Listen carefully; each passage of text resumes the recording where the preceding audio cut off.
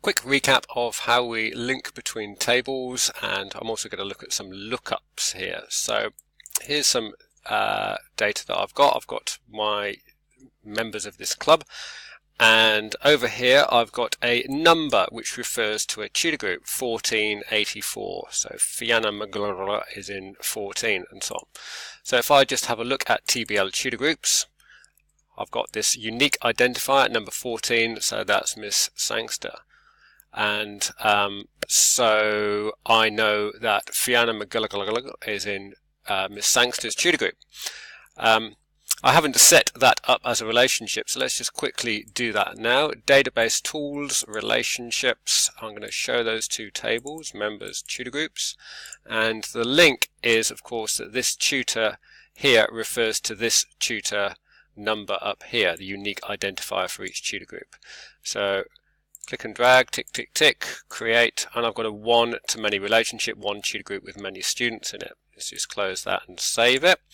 So just to demonstrate that it works, we'll go into a query design, again add those same two tables, the relationship appears straight away, family name, given name, tutor teacher, tutor group. That should be enough to show that we've got all these people in the right tutor groups. Cool, so let's just save that. Might as well save it for later. So query members tutors. One of the things that it would be really helpful, as well as just having a query to show, it would be really nice if this table here, it actually showed the correct tutor group here. Not necessarily because we're going to be looking at this table, but because we might base a form on this table, and it would be nice if it actually showed the tutor teacher rather than this number here. So we're going to do that using a lookup in design view. So if I go down to this tutor field and click on the lookup tab down the bottom here, I want it to be a combo box lookup, and what that means is going to go and look it up in another table. So yeah, it's going to look it up somewhere else, and the row source is going to come from TBL tutor groups. That's the place. Bound column 1. So this is saying which is the column that is actually linked on. Well, we know that in tutor groups it is column 1, the first one. That's the unique identifier. It always is. We should never have a table that doesn't have the first column being a primary key unique identifier. So that makes life easy. Column 1. Column count, how many do we bring across? Well, there's actually only 3 columns in the database anyway. We'll bring them all across. Do you want the column heads? Yes, we do. Thing is, the first column in the database is the number, which we've already decided is not that useful for anyone to look at, although it's completely useful in terms of how the database works.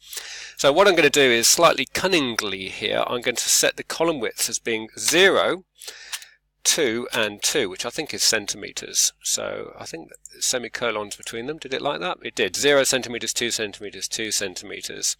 It says list 16 rows. Yeah, why not? That'll do. So let's just have a quick look at what we see now. So yay, we've got the tutor shown here, and Miss Gangster is part of the list, and we can choose whichever one we want to. So we can change the tutor group that someone is in using a drop down, and just very quickly we can see exactly that happening as part of a form as well. So doing a form wizard based on that members table. Next, always change the name to FRM because it is a form. Form members is good. So Fiona McGulligan is now in a different tutor group. So that's much better and easier than having to do it based on a query.